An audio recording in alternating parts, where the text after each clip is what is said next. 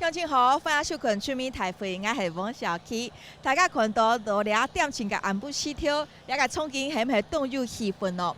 倆大部分係哪位咯？倆係屏東嘅恆春，恆春係全台灣保留呢最完整嘅山門，由東南西北全部保留下來。倆大家看到倆個憧憬呢，就係四門嘅門上。所以講到恆春出地倆個肯定大概動有名之外呢，其實佢也係動有古嘅歷史，動有豐富文化價值嘅倆個古老嘅賞景。不過大家知冇，恆春也有客家人，恆春也有豐富嘅客家文化。大家看到我後背倆個三山古王廟呢，就跳過呢客家老祖公，呢度倆大部快見，佢哋最重要嘅信用中心也有800年歷史咧哦。最近大家討論到，那個恆春有一個政府嘅老屋，也有800年歷史。其實今年咧，就客家縣民呢度倆大部快見所起嘅符格哦。到底機會係一個重要嘅客家文化資產麼？係講係我用嘅保存有多到哪條現實方面嘅問題呢？全民大會今日呢度恆春都潮到大家，還有眾多嘅公民，共下嚟討論了解議題。兩篇去到開會現場。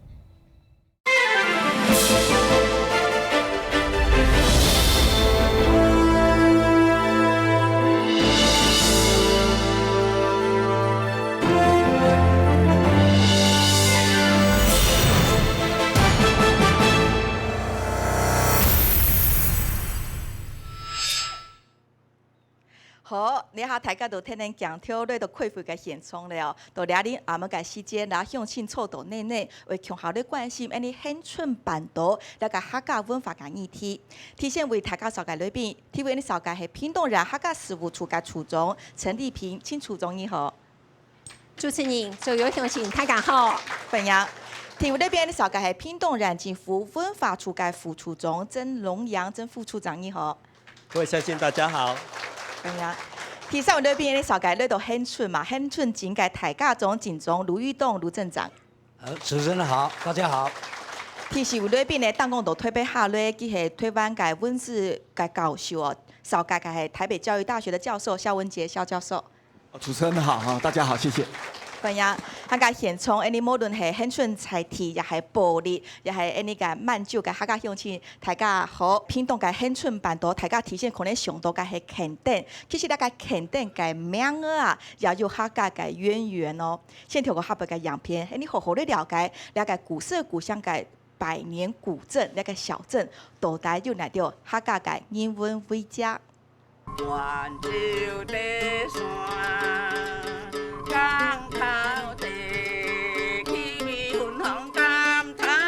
睇嚟恆春民謠歌手綜藝國家歌手開始媒體，台灣最南邊嘅恆春半島，200年前就有廣東潮州南埔溜隊嘅行業來到倆大部快見，聽首戲門了。新聞廣場紅嘅三山古王廟，就見證了倆段歷史。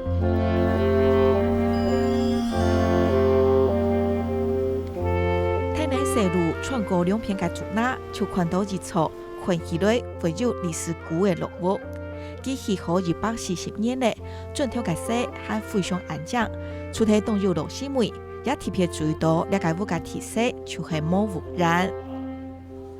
這間古厝很具有恆春在地的特色，最大的特色之一就是它沒有屋檐，這是在台灣其他的地方你看不到的。那因為這邊有很大的落山風跟颱風，每年的侵襲，所以這邊的居民在蓋房子的時候都會習慣不要留屋檐。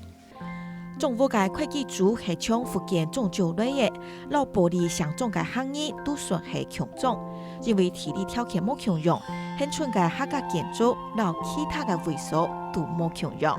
所以像我爸爸小時候，他們都會說他們在三合院裡面啊，就在這個海螺裡面這樣跑跑跳跳的。因為然後都不怕外面再下雨還是怎樣。老屋到2016年登錄咗屏東人歷史建築，呢也係恆春嘅第一座。其實古蹟佢背後就係一個文化啦。而我嚟到恆春，其實我唔係想睇墾丁大街咯。每一個地方應該係一個多元嘅文化，包括佢嘅歷史啦、佢嘅生活啦。咁而張家呢個古蹟其實代表咗100幾年嘅歷史。咁我好想作為一個香港人嚟旅遊嘅時候，我去睇一睇呢度嘅文化咯。由客家扩建历史老特色嘅种物保留下来，大家做得用其他国土认识很准，运用一个发展价值，系下一张议题。那么这是祖先的一个主业，也是我们的祖产，也是我们的精神所在，也是我们行孝道的地方。所以我们每一年在这边都有做举办团拜，然后有祭祖。那我们希望说张家子孙能够因这一个古厝保留下来，能够拟记更好的这个向心力。文化资产的重视，这个是必然。那政府机关也有这样的态度跟决心去维护文化资产的一个维护。老屋、山门、国王庙，很准嘅客家面貌动向，也等人不忍看到。其实我们今天在场呢，有非常多，不管是我们恒春在地，或者是六堆移民下来的在地的客家协会的组织。我们先请教我们在地恒春客家协会的创会的会长，他来到现场。我先请教仲添会总会长你好，昨天请问一下么？恒春没想到讲有安多个行业，我们最早期客家人是怎么样会选到恒春来落脚？这几年来，我们的客家乡亲在这里的生活大致的情形很有关系呢。一讲起来，同俺恒春的古上的建筑有关系啦。伊做人恒春地区啊，伊属于个过落后无开发的那个蛮荒之地。就所以加上一个清朝的一个朝廷啊，有几长的时间对恒春半岛啊那个地方啊，就特别讲人教啦吼，伊个管制禁止俺那汉人啊，落来这边居住来开垦，一直到佢嘅历史时间没有段时间也得啦吼，伊咱感觉到恒春半岛一个重要，解放嘅重要，咱落来建设下古厂，古厂就清光绪元年有1年啦，开始做，一共做5年啦吼，伊就开始建做古厂时，咱开始开放，头摆嘅经济咱被解除，开始鼓励汉人移民来遮咧。我们会怎么样解释垦丁这个词呢？对，就因为一个移民，一个垦丁，因为皮来开垦。也就最先有历史记载讲客人、粤民啦吼，俺哋广东人啊，来恒春半岛居住，你要落地生根，也最早的啦。所以莫怪从那个恒春井，我们的恒春镇也有33国王庙，也是100年老庙。对对对。好，会长感谢会长，你先请坐。广东汉人哈，我们在讲恒春保利。在保利那边也有我们很多的六堆的移民，保利的客家发展协会的会长也来到现场。张会长你好，那我要请教一下，我们恒春的这个客家意象还很鲜明，你看我们的会长客家话讲得还很好，那我们保利的客家状况又是怎么样呢？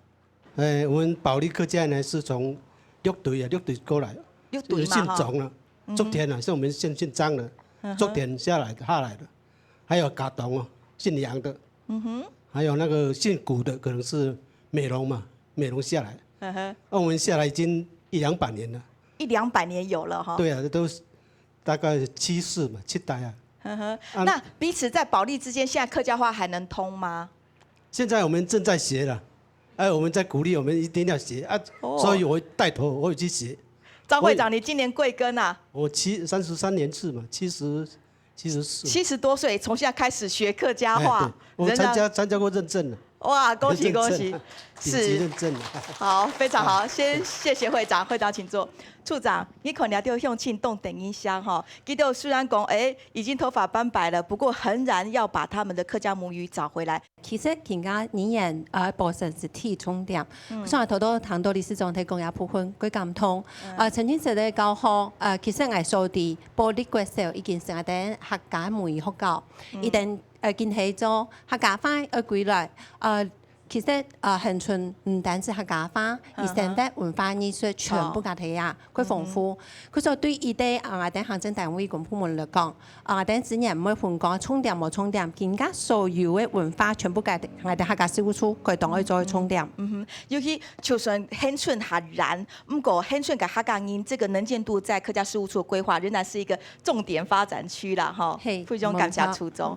那跳下你也看到個樣片啦，在種屋啊，哈。也就把公演给历史父兄安将哈。其实我们也好奇说，这样的一个所谓的张家古厝，在去年屏东县政府把它登录为历史建筑，去翻族谱找，然后透过回乡的年轻人关注这个焦点，发现其实这个在恒春存在了100多年的张家古厝，原来也是符合刚刚我们客家前辈讲的，很早期以前在客家先民来这里拓垦留下来的一种历史遗迹。我们也请教刚刚在影片当中看到的这个张家后代张伟奇张先生，张先生你好。其实，在这一群叔叔伯伯辈们，你看起来相对年轻哦。我想请问你，怎么样发觉到自己是客家人的身份？怎么样回到张家老屋，看到你的老房子，你被他的什么细节所感动呢？我的阿公他在30年前跟家族里7个长辈花了将近2年，完成我们家的一部分族谱。是。那大概10年前他过世了。他留下了他的资料没有完成。那5、6年前我回来恒春找到这份资料，我觉得我有这个责任去延续阿公他所做的这些努力，否则以后就永远都没有意义了。你以前在外面工作的时候，可能不晓得会讲客家话，也不知道是客家人，怎么回来会找到自己的根呢？对，事实上我连在地恒春的台语都不会讲，我连左邻右舍的亲戚都不认识，名字都不知道。我就是这样的年轻人。但是我就从开始学台语开始，去跟长辈沟通，然后开始一户一户去拜访，长辈们才说原来我们是客家人。然后我为了证明这件事情，我还亲自飞了一趟我们神主牌里面的祖籍地，是去到那边那个村庄，我们那边的漳州啊，漳州平和。漳州平和哦，是河洛克的那个祖先。对。住在山里面啊，住土楼。土楼是。对，我们就那边的长辈，他们会讲闽南话，也会讲客家话。我们这样让我们非常的惊讶。是。然后我再回来去检视我们的生活文化的时候，才发现原来不只是我们的祖籍在客家，我们祭祀的礼仪跟我们的文化也都遵循客家的古礼。像我刚刚看到那个红砖屋老房子，现在还在祭祀神主牌吗？对。对，当然我们必须承认有很多被同化掉了，但是很多很核心的部分我们一直都没有忘记，包括我们现在在支持保存这个文化资产，我觉得也是血里面客家的祖先留下来不要忘本的精神。是，那你也知道了解老屋哈，系到去年本屏东县政府嘅文化处登录为历史建物啦哈。那说起来，其实以这样子以客家先祖拓垦历史所产生的建筑，以及在恒春算是第一个被登录的历史建物。那我想请教一下我们的曾副组长，我们是看到它什么样的价值，然后或者说这栋历史建筑带它所公告的一些历史价值是什么呢？我们在90年跟91年其实文建会就普遍的做一个文化资产的一个普查，所以这栋建筑物并没有在我们的既有资料里头，所以当时还没有被发现，没有被捞出来。是。那经过提案之后，那我们立即成立了专案小组，那依照程序做现刊。那现刊之后，我想必要的讨论跟所谓的资料的确定是必要的，因为当时提报的资料的完整性还是有缺憾。所以我们经过审议之后，认为有暂定古迹的必要，所以我们也停留了将近半年，去做必要的文化资产的一个资料的收集跟调查。那所以我们在经过半年的时间后，再召开第2次的一个文字审议会议，所以到最后通过了以就是古厝的一个主堂作为我们历史建筑的一个登录的一个地点。副组长，就是我们在画面这个空拍图看到这个砖红色的，这就是它的建筑本体，是被登录为历史建物。是，就红色的那个有铁皮那一部分。对，其实它可能这是主体还是早期的那个建筑的本体，可能后面还是有一些改建，像它已经翻了铁皮。那请教哈，在我们屏东，我们的幅员这么广大哈，这样子拓垦移民，他们因为居住产生的建筑物，然后因为在时代下被保留下来，这样子的民居室，在我们恒春镇来讲，是一个重要的观光的文化资产吗？在我对于文字审议公告的内容里头看到，委员对于这栋建筑物的一个特色价值的认定上，有2个重要的一个陈述意见。什么重点呢？那第一个就是它见证了我们垦丁、恒春还有车城的一个开拓史。开拓史。对。那第2个重点是，因应的这个建筑物，因为这个气候环境，那所衍生出来的特殊构造的特色，所以它有艺术文化的价值。所以当时被登录的这2个重点是被认定具备文化资产历史建筑身份的重要意见。所以它有它的这个特殊性，所以才登录为历史建筑。谢谢副处长。那镇长，那我想问一下，从我们恒春镇的角度来讲，文化这个部分，是不是镇长也想说，在推我们恒春镇的整个在地发展来讲，也是你特别重视的一块呢？镇长，因为恒春这个地方早期会有这个古城是台湾省全省为第一座的，最完整，东西南北都还留着是因为这个地方是个宝地，你看也有客家，也有原住民，也有河洛，这个地方表示说每个人的祖先都是向往这个地方，往这个地方来开阔。非常谢谢镇长。肖老师，我想要请教一下，刚刚我们的副处长讲到了，他在公告的内容发现到说，其实这个专家学者们对这个这样子的具有拓垦史特色跟价值的老房子有一定的这个历史价值。我们再来看它的整个外围这一块哈，因为现在的这个议题是在说张家古厝在去年被保为历史建筑之后，那这周围的这个它不是一般的杂木林，它其实也是有一定地貌上的意义，它叫做竹堑，就是你哈港因挑狗为我改顺挑总栋都改主拿。老师，我先请教你，我们从这张空拍图来看，请问这周边的竹林跟房子之间，它有一体性的关系吗？一般来讲，在早期台湾的开阔史里面，我们经常会用到赤竹，好像我们看到新竹城就是竹堑城，竹堑城名字也是这样来的，它的名字也是这样。那台湾其实大部分城市是这样，但是它没有变成砖墙城的原因，是因为政治因素，因为台湾当时有很多内乱，内乱来讲对。中国这样政权来讲，他认为盖砖墙城反而会对他的政权控制来讲是不利的，所以当时的民间跟所谓的官方来讲，就发展出这样子的一个状况。那它的一个文化延续从中国。跟台湾本土都有，在中国的晋朝里面就开始用到这种方式来做。不过你看，就像我们恒春镇，我们有4个古城门，那是一个城镇的规模。但是以张家古厝，它是个民居，民居用竹林来做防卫就够了。那老师，我请教一下，它有防卫的功能之外，它还有没有什么鲜明的智慧在里头啊？对，因为恒春这个地方，它其实是属于比较炎热，它有台风、落山风，还有焚风，很烧很热。也就是说，你居住在这个环境里面，你面临到高温。我们现在有冷气可以吹，很舒服。对。可是你要想到说，当时的居民是没有这样的东西，所以第一件事情，除了防卫以外，最主要里面他会遇到一个，就是我们在这样子的一个地形地貌里面。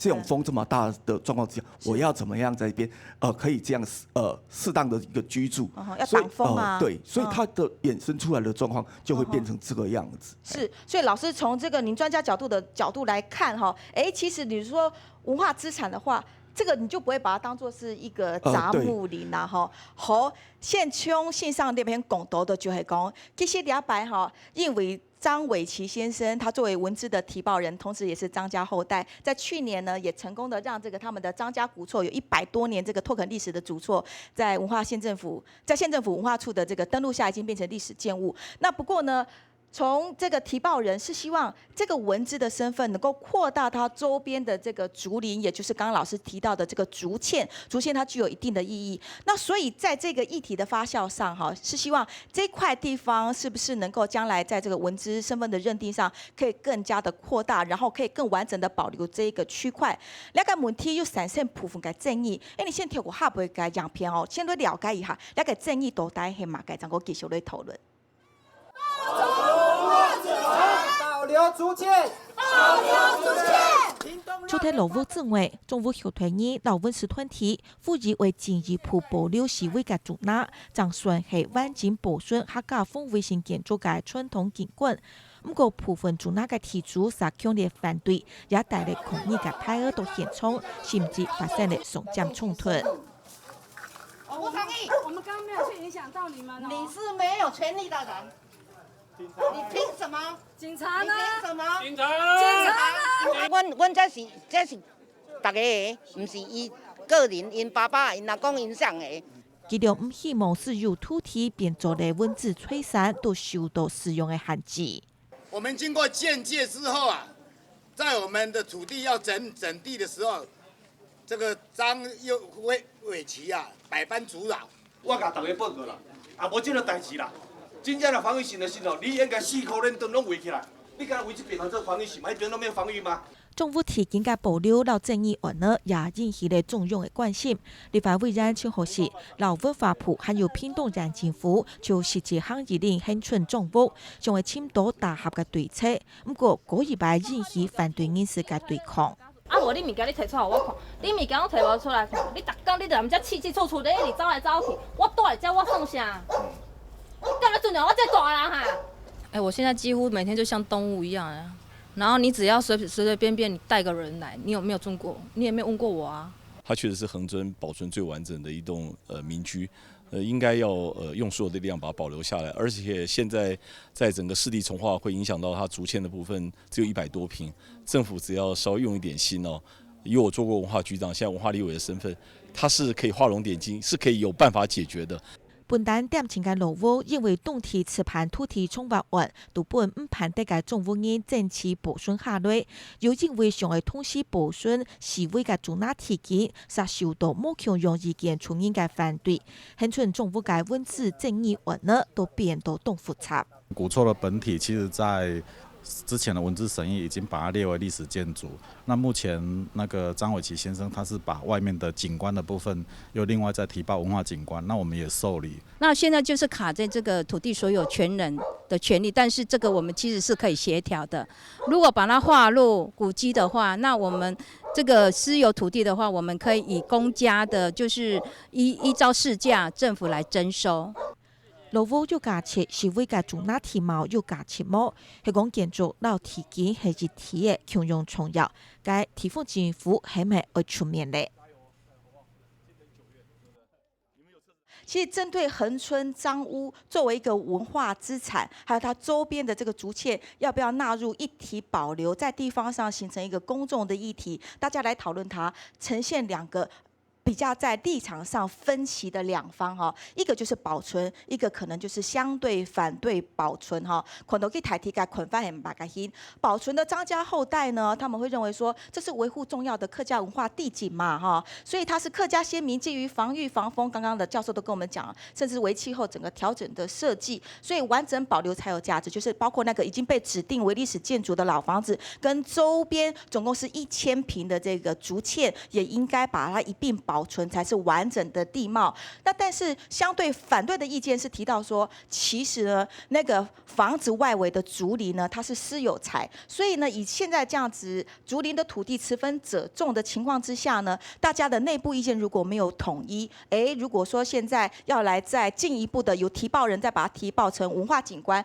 可能現居戶還有地主們也會擔心會不會限制它的使用。那我們看到其實是這一塊，那土地重劃會在這邊有一片的土地，所以它交疊的這個區塊大概有131坪，所以這131坪裡面就有各種不同的地主啦。所以我們就透過這樣簡單一個空拍圖，可以知道這個文資爭議產生是有兩方不一樣的意見。問題我先請教我們屏東縣議員的蔣月惠蔣議員啊，議員我想請教，在你了解這個文資爭議案的過程，你來實際看過彰屋，也實際看過竹堑，你覺得呢？這整個文資的重點，針對說，尤其在地方，它其實呈現兩種不一樣的聲音，在你去協調跟你去探看的過程中，你有什麼樣子的看法呢？私有人雖然他是有所有權，但是呢，這個文化資產的部分是處於公廠的部分。那我是覺得是說，那這個又要由我們政府出來做協調，協調就是說，看要怎麼來做補償救濟。是，所以月惠議員，你是覺得說，雖然那些竹堑部分的地主是持反對意見，因為他們原則上有很多的擔心不理解。因為為什麼他們會去爭取？我在想是不是因為這個火車站剛好就是在他們的竹堑的外圍，所以呢，可能那個地價會不一樣，所以大家就是如果不是火車站要在這個竹堑的外圍，可能大家就不會去那麼 care。那你覺得雖然有反對的意見，可是你去縱觀這個地方，你覺得它是這種客家先民開墾的這歷史，你覺得是有價值，應該要保存下來的？我覺得是真的要保存。先謝謝議員。那進行到這邊，我想把這個現場開放給我們在地的鄉親，針對這個这个文资案哈，不知道有没有这边就是张家古厝的地主或者是持分所有权人也在现场？那你们的意见看法是什么呢？我是来自顶头沟张家第9代子孙，是我姓张，名叫曹庆，那我们的祖厝源远流长。比那个伟奇他们的祖厝还要久一点，大家都很支持，也要保留啦。只有少数人啦，他们基于你也晓得某种原因，我们也没办法这边详谈。沟通好沟通吗？不好沟通。碰到困难需要有一些方法帮忙解决。对，当然啦，也是大家一定在这个文字的部分呢，其实我是建议说大家一定要支持的。毕竟文资得来不易啊，这种源远流长的东西呢，不是你少数人或是说某一部分的人，你就可以化为己有嘛。是，你觉得要是拆掉就没有了，是吗？对。好，先谢谢张大哥，你请坐。还有没有其他乡亲朋友要提出不同的意见的？我们不只是地主的利益，而且这是因为根据文资法的规定，这是属于我们中华民国国民的公共财。所以我会支持，那也希望说各级长官能够协助保留住最后一块净土。谢谢。在恒春像这样的地方可能也不多，所以希望保留下来。好，先谢谢你，请坐，没关系。还有这位年轻人，穿妈祖庙上衣的这位年轻人是吗？我对这个竹堑这个部分的话，我是觉得它非常的重要，因为相对来讲，这个竹堑的话是一个非常特别的一种文化景观，它里面有融合我们人文跟那个族群的那个融合在一起，然后它相对来讲，它跟张家人的话，它是融合在一起，它是一种活的古迹，它并不是说像建物它是死的。它跟建物还有那个整个生活的周遭环境，它是融合在一起，它是一种那个活的文化古迹，所以相当重要。所以密不可分的关系。如果你是作为一个外地观光客，你希望来的不只是看它，周边也有故事可以讲，这样。对。是，谢谢。谢谢。好，那我这边再开放，请问刚刚在影片里面看到，其实。相对于地主或持有人，或者是周边的一些住户，对于这个要划为整个都是文化景观，也有不同的看法。我们一样的权利机会也开放给不同意见的乡亲。有没有人来到现场有不一样的意见要表达的？欢迎你举手。好，没关系。如果待会仍然有时间、有意愿，都可以让你先讲。那我副处长先请教一下。我们知道说在地方有提报人，这个已经登录为历史建筑，他们现在进一步的企图心是对这个文化的想象愿景是，希望这周边1000坪的这个竹林可以保留下来。不知道文化处有受理到这个案子吗？那你们初步的看法又是怎么样，副处长？这案子在我们的历史建筑的一个登录之后，那张伟奇先生就接着就提文化景观的一个提报。那在受理这案子的当时，我们也经过初步的一个行政程序的检视。那包含它的提报的资料内容的一个正确性，还有它的范围，因为景观的范围，因为它没有一个很概括式的，而是主观的。我认为这一大圈就是，或是这一小圈是。那这样的范围的认定必须是有一个依据。所以当时我们有请伟奇兄再去做所谓的范围的确认。那这个确认之后呢，我们就依照程序，也当然透过文化资产审议程序组成专案小组来做办理现刊。但是现刊的当时当然有遇到像刚才影片里面所呈现的，除了当时提报人赞成的，当然相对的地主的反对人士的一个抗议。那我们在整体景观的一个审议过程当中。我想我们尊重法定的程序，也尊重我们审议委员的专业。因为政府单位主管机关是确保整个程序的正当性跟它的受理的一个正当性。正当性很重要。副处长，让我先帮这些乡亲问一下，刚刚在影片当中，我们看到反对地主最大的担心跟忧虑是在于，一旦划为文化景观，他们的私有土地就会被冻结，不能使用、不能买卖、不能做任何的耕建，是有这样子的疑虑吗？我想就文化资产保存法的一个范畴来说，目前对文化景观。它是透过所谓的维护保存计划，类似说划定一个特定专用区或是保存区的概念，然后再进行都市计划的审议，对某些部分的建蔽率或是容积率在于不同的一个限制。那如果透过文化景观的一个指认之后，它后续还是要透过都市审议的阶段，去做它的所谓的限制，或是所谓的这样一个。所以从文资法的角度来讲，指定为文化景观，也不是说严苛到不行，完全动弹不得啦哈。所以这个可能在这个全民的教育上，可能要先厘清这一点。那不过我们就讲到文化观光的价值来讲好了，这样子的一个客家地貌，或者某种程度来讲是一个拓垦史所产生的这种地理的地貌，在文化景观上也有一定的价值吗？跟提报人他们所持的见解，你们的看法是一样的吗？那我们依照程序，第一阶段的专案小组看完之后，是那我们第二阶段依照文化部文资局的一个行政指示，那我们会召开公听会，那我们会提文资审议委员会来做一个确认。如果文资审议委员会裁定他没有文资身份，那这就可以拆除，可以动工改变，是这样吗？回归到当时的土地权限所有权人的土地处分的一个权利里头，他如果是住宅区或是农业区，那当然他有各自划分使用了，对，就是依照他的土地使用分区的一个权利使用方式，回归到那个地方。是，谢谢副处长详尽的说明哈。肖老师，我想请教一下，这对我们的文资界来讲，你会觉得是一个遗憾的事情吗？那针对这个问题，我们看到其实反对的地主也所在多有哈，大家对他们的这个疑虑都是很深的。你有没有觉得这个问题的关键在哪里呢？好，我想这个所有私有财产权的人，他最担心就是私有财产权受到损害。可是我们在宪法里面就已经告诉你，私有财产权是必须被保障的。是啊，所以副处长这样说。所以我想说，这个是应该不用担心。但是我们必须要告诉大家一件事：宪法的第23条在讲公共利益，第166条在讲文化资产的一个国家的社会责任。那也就是说，国家如果认为它是文化资产，国家就要用尽各种所谓的一个方式去保护，但是它也相对的要保障所谓的私有财产权的一个利益。对。可是，在我们这一场里面，我觉得比较大的争议是，现在地主很紧张，是因为他不知道他的利益在哪边，他的土地会被怎么样了？那我现在也提到一件事情，就是说，当他可能如果审议出来的结果，他可能会被委员认定说不具文化资产价值。我们所看到的状况就是拆掉，但是我告诉各位，我们还是有很多手段可以做。例如说，我们看到台中的彩虹眷村，那个文资审议是被认为没有价值，可是没有所谓的文化资产价值，不代表没有所谓的。例如说以彩虹券，不代表说它没有艺术价值。那同样，我们这个它历史价值是非常彰显。所以也就是说，你要不要做？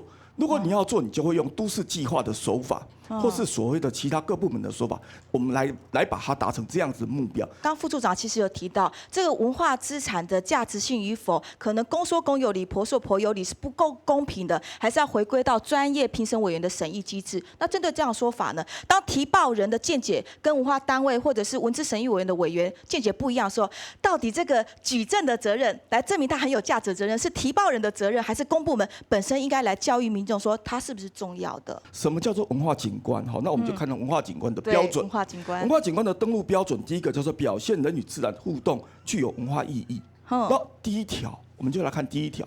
当一个竹堑它是为了防御、为了生活，它有没有是人与自然的互动？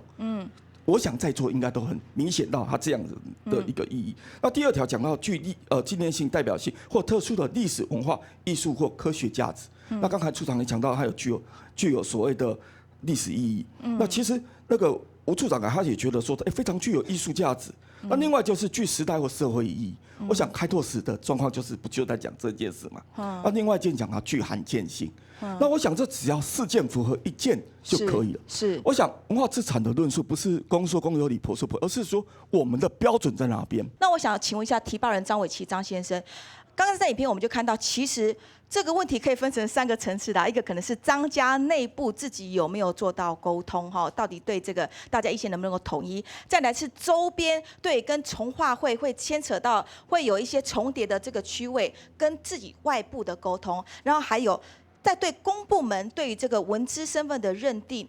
事实上，明真自己一个人的做，是不是会觉得力不从心？是希望可以大家一起来努力的。你有什么样子的一种想法呢？我支持保存，但是我要特别为不同意保存的地主来发声。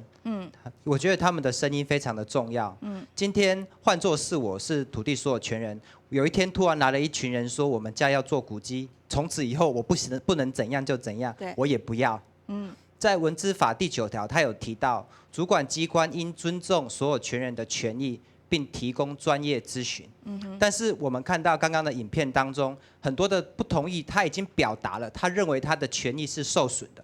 但是我们看不到主管机关出来有没有来说明、表达专业的咨询。那这是我们做不到的，我们没有办法去我们即使在内部讨论，但是我们不是公部门。我们没有办法去承诺你说好，你这个东西，如果你愿意来做文化资产的保存，你能够减税，你能够有什么奖励的措施，甚至我们愿意用什么方法来降低你的损失。另外一个就是目前他的身份是文化景观，暂定文化景观。对，我们必须确保在他的文化资产价值确定之前，公部门能够来协助保护他。因为我们在你觉得现在有什么破坏之余吗？有，我们在8月21号申请再建界的时候，发现到有一个人有一台怪手绕了一大圈，从竹堑的后面挖了一个洞，进去里面乱挖了一通。是。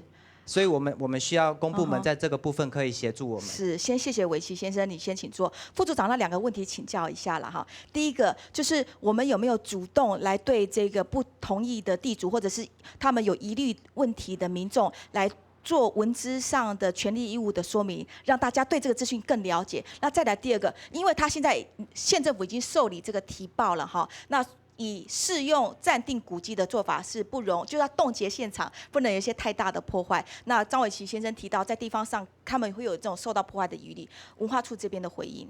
文化景观在整个范围来说的话，它目前我们还是依照法令来做一个审议。那对双方的权利部分的话，当时除了提报人有这样的主张之外，反对人也到文资所做相对的不相同的法律意见。那当然，我们对于他的权利义务关系也做说明。但是因为所以在公听会上，你们接下来会办，就会要执行这个任务。其实当时到文资所去抗议的时候，我们针对反对人也相对他的权利义务部分，那我们也做相对应的一个说明。所以但是因为当时还在气头上的话，其实也很难听得进去说明这样。但是我们必要的说明，我们这时还是会讲。年内很爱用，该清楚中。其实吼，你看到那个客家后退，就那个基动认为那是客家的那个老屋会好好保留下来。从客家事务处，从客家事务处的国土来看吼，你就有哪条想法哦？譬如县政府客家事务处的立场哈，来分享等睇做环境生活营造的時節，有啲時節等見愛保留等落貨房嘅時節，錯，特別及上頭嗰度貨擺。咪得提主家有意見，哋買準創意，真係一樣冇幫人做嘅時間，哋嘛冇法度，要用侵入性嚟做嘛嘅嗬。佢說其實其他哋公部門嘛有哋嘅困難，哋唔單止愛睇哋嘅資源整齊以外，嘛要對哋嘅佢一睇環境嚟準備，按樣嚟推正理，去做更好嘅協調嘅角色。清楚總講到嗬，其實。不管是单独一个房子、老建物，或是周边的竹堑，其实我们放大角度来看，其实一个生活历史聚落，这个保存到恢复，是让这个持续有生命力的。所以应该好，我将现场开放给我们在地乡亲，大家住在恒春哈，透过这样子一个文字的讨论案，我们看到说，其实我们住着的。老的地方哈，我们要怎么样一起来维护，或者是共同来让我们的一些老古迹可以继续延续？大家有嘛该目前该想法也做得好好的分享一下。那我们恒春现在在推广这个社区旅游，那一个社区里面如果没有一个具有代表性的文化资产，那这个旅游怎么发展下去？你带这些旅客你要看什么呢？是我们比较近代的一些民宿吗？还是你周遭的一些比较具有现代性的一些建设呢？或者放几个？代表性的艺术作品呢？其实那个都不代表我们恒春的文化。我们村的文化跟我们恒春的古城是一起长大的，都是140年左右的这个年龄。你看看那个砖块，不是只有古城可以看到，在我们社区里面可以看到，在我们接近这个三台山这边看的，它用的是那种山里面的石头，在我们沿海看的是用 logo 酒。那2个看起来都是我们闽南式的建筑，我们客家式的建筑，它的。整个结构一样，但是它它的里面所用的素材不见得是一样。那这些保留下来的话，我想，镇长，我们发展我们的社区旅游，一定是非常强有力的。谢谢各位。谢谢黄老师。还有其他乡亲朋友要发言的吗？我们先开放给还没有发言的这位戴头巾的女士。说实话，我从第一次到恒春到现在，我来了恒春差不多7、8次了。第一次是误入这个房子，是来打工换宿。那以后来基本上全都是为了这个地方。那我觉得吸引我的东西是什么？可能去看风景，我看一次就够了。但是这里的历史文化的东西，它是吸引我一来再来的地方。好，还有没有其他乡亲朋友要表达？如果竹签如果被开发消失，那我们就只能从文字跟照片里面才能找到他们的踪迹。那竹签对于在地文化跟故事，其实是对我们来说其实是很有魅力的。是，我相信这片竹签被保留下来，不只是对于张家的子弟，对于这次的那个充满文化气息的恒春镇都是非常有意义的。好，非常谢谢年轻人意见。大家有没有其他不同的想法？我们也把机会开放给我们的客家前辈。我非常赞同那个那一位张伟琪先生。嘿，对我真的我是200%我赞成他的议题。真的，我们需要大家真的要支持这个东西，因为那个客家我们那些建筑要留下来，所以留下来还可以交给下一代，一代教一代。对，尤其是我们都在教育界，这个一定要传承。是，谢谢宋小姐、宋老师哈，谢谢。来，这位大姐你好，也来跟我们介绍一下你自己。我是保利隔壁同埔也是客家人啊。我觉得我们同埔跟保利一样的那种。一样的都不会讲客家话，对，就流失很快，像我们陈处长讲到的嘛。谁是因为谈到阿伯阿叔，hem 各位长辈那个称呼是客家话，可是都没有听过人家讲。现在连称呼都没有了。像我弟他们的小孩，根本称呼他都不会什么是阿伯。他也最后可能会忘记是客家人，对他们根本都不晓得他们是客家人了，真的。我有点经验，像文化处上都在我们这边开放那些客语的课程。现在个客家人在懂南埔两片垦丁、恒春这边，其实这个客家文化到处在流动。那希望说保留一个是一个，然后好好的。我也很庆幸，我嫁去新竹，然后学会客家话，俺躺着去了哦。哇，这个大姐好开心哈，听得懂客家话太好了。对，所以我也叫我小孩子尽量学。是，好，谢谢你，请坐。保利也有我们的这个客家协会的会长来到这边哈。是我们保利是从大陆移民到这里，大部分都是90%都是客家人比较多了。不过现在进来的都也杂了杂啦，嘿我祖父都不会讲客家话了，当然我就不会讲了。所以你看到现在这个张伟琪这样的年轻人，70几年是回到这边，开始想要寻根。那从这样老阿伯你也捆翻，你的看法呢？我也希望我们都能够回到我们真正的客家的这个血统。所以那些文化还有的看到的一些地貌，希望是可以留下来的嘛。对，是哈。好，谢谢我们来自保利的客家前辈。所以现在我们担心的是，我们现在看到的那些还剩存的有形的文化资产，在刚刚那位大姐讲到，很担心还来不及保留，就先因为其他的原因拆掉了的时候，以后要再教下一代的小孩子也没有东西可以教，会担心这样的状况吗？其实从劝推翻改里的亚昆多这种文资不敌开发，或者是我们不要把它变成文资跟开发对立，文资不敌时代的巨轮这种前提之下，我们来讨论是不是很可能张家古厝或者周边的竹堑，它现在刚刚我们的副处长讲，它是暂定的文化景观，仍然在等待确定它的文资身份价值，还在讨论嘛哈。包括张伟琪这个提报人先生，还有其他的他们的这个同志们伙伴们就提到，很担心这个文资建物还来不及保存就被拆掉。其实我们看到我们客家所在都有这种例子，苗栗的古窑，当时因为高铁站区的开发，在地的人想要保留它，就算下跪哭求，仍然是进一步的就被怪手拆毁了。汐止的周家花园也是一样的命运哈，地主没有心意保留，都闪电拆。台中的瑞成堂更是一个文资的个案哈。它是已经被台中市公告为市定古迹，出名台府透过讲又起讨论，已经公告市定古迹了，1周后仍然是被恶意的拆毁，所以这个文资就留不住了。董总看到很多的例子，这个问题我想要请教我们的萧老师，文资到底它是一个好的资产，还是大家担心的负债？我跟各位报告一件事，我在彰化会去听南北管，可是来恒春的观光客有没有人来听客家山歌这件事？有没有来听乐琴这件事？我们似乎找不到。我们现在资讯非常发达，我们到恒春来做什么这件事情，变成是现代人的一个问号。我可以有一样的海滩，我为什么要来恒春海滩？可能别的地方更好。恒春的竞争力逐渐在消退。那也就是说，我们在发展什么样东西是让人家惊艳的？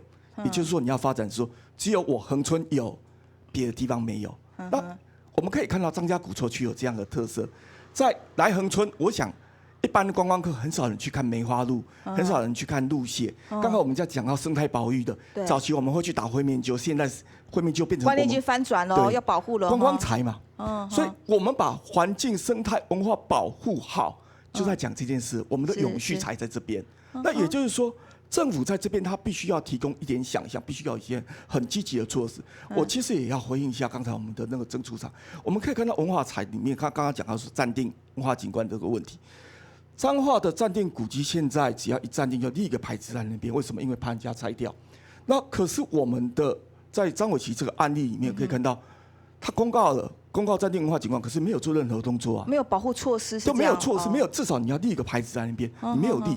那我会个人来讲，我会觉得从文化资产的角度来讲，你这个县政府其实是一个怠惰不积极的。那也就是说，当我有这样子的一个措施下去以后，才能去遏制说，我至少要告诉人家，这个叫做文化资产，你不能动。我想这里面就是文资不是不提开发，而是说，当我们为什么要去到日本、到法国去观光，我们要想这个点，我们去那边看人家这些东西。这些外国人他们一样到台湾来，他绝对不是对你恒春的夜市有兴趣，因为你在台北也可以吃到同样的东西，而是你恒春拿出什么样子的跟人家不一样的东西来呈现。我想我们有听懂萧老师的意见哈，所以我把他意见整理2个来请教曾副处长跟我们的陈处长。副处长先请教你一个啦哈，在这个暂定文资的这个身份上，我们的保护措施在哪里？那当然，对于今天这个案子的一个重视程度不亚于前面的案例。是。那但是另外要考虑到就是宪法财产权的尊重，所以以目前的一个处理方式，其实第一个我们要从程序上它的程序正义被保障。那第二个尊重文资审议委员会的专业。但是还在文资审议会还在审议的时候，如果万一发生这些事情拆毁的问题麻烦，对，那相对应我们在公告暂定古迹，那我们在必要的公告栏或是必要的一个资讯的一个广度上，我们就完成公告的程序。那我们现在警力会去巡逻吗？或者制造一个巡逻箱？这部分的话，目前当然没有，但是我想这部分我们跟伟奇兄他对自己的保护家乡的通报，我们都保持通畅的联系。是。所以有任何的风吹草动，我们都会注意。那我们一直重申我们对文资的保护的态度。是。那他目前已经是暂定文化景观的一个身份。所以任何的一个场域的维护，我想我要重申就是县政府对这个区块的一个坚持。是。那接着进一步，我要请教我们的青处总哈，刚刚我们相信有讨论到一部分。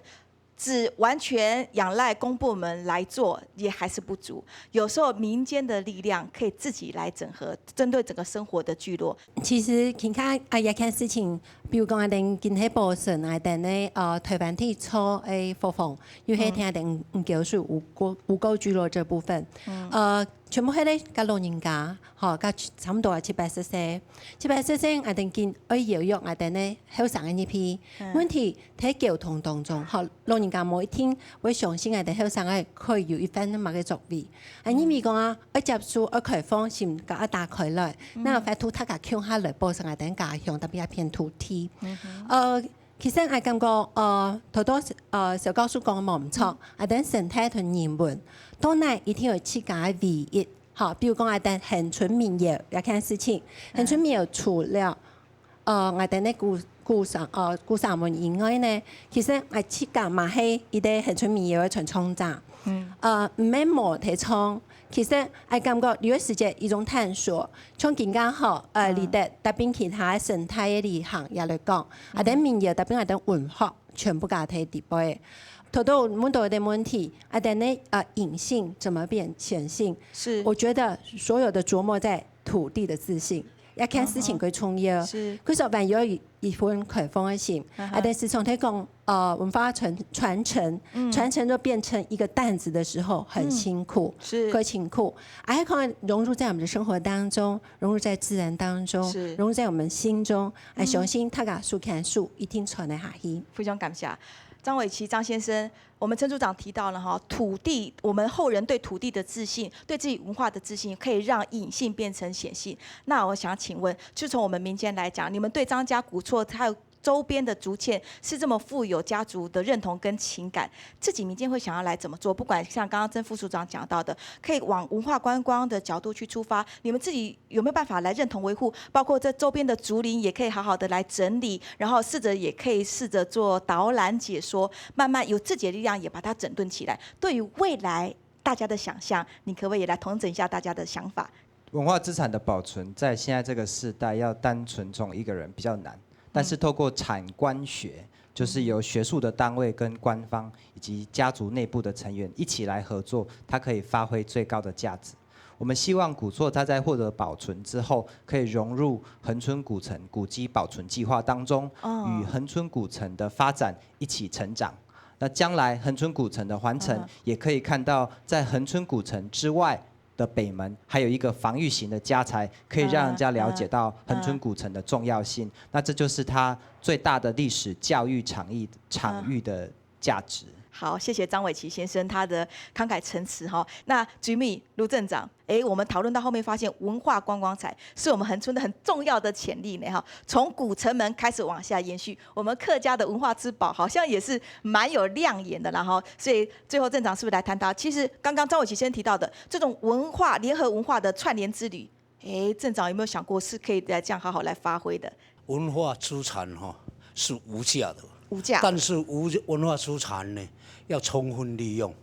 像我们的恒春东西南北门这个古城啊，自从任代表以来，就一直建议，在前镇长林金莲镇长在打通这个东西南北门这个古城这个道路的时候，我就建议说，把这个城门因为现代化的破坏掉把它连接起来。一来可以当观光用，二来可以健身用。因为全长是2.7公里啊。张家古厝如果是可以保存的下来的话，就是增加我们有一个亮点古城多一个亮点。是，当然是在个东西南门未完成之前，你看要怎么做，要怎么继续，当然是老百姓就会欢乐啊。你搞我好的，搞我坑的区便所唔爱用。这就是一个上欢乐的问题。谢谢，我的看法，感谢大家，谢谢。我们讲文化资产，千万不要变成负债，然后也不要变成太大的心理压力。每次碰到这产生争议都不好谈下去，以至于大家都没有动力来保存。其实文资可以像刚刚大姐讲，它真的可以翻转。以前专门去猎鹰的，现在是保护鹰，那是一个时代成熟的过程。所以文资留存下来，也结合我们3位来宾都在的提到文资，它当然可以变成是一个全民的资产，只是要一步一步来，然后大家要有共识，而且是民间也要努力，公部门也要付出心力。最后，我们请萧老师做结论。好，当政府不作为的时候，民间能怎么做？彰化有几个案例非常好，几个年轻人把老房子租下来，他跟这些地主打了10年以上的合约，他告诉你地主，你不要给我太多的，你让我10年来经营。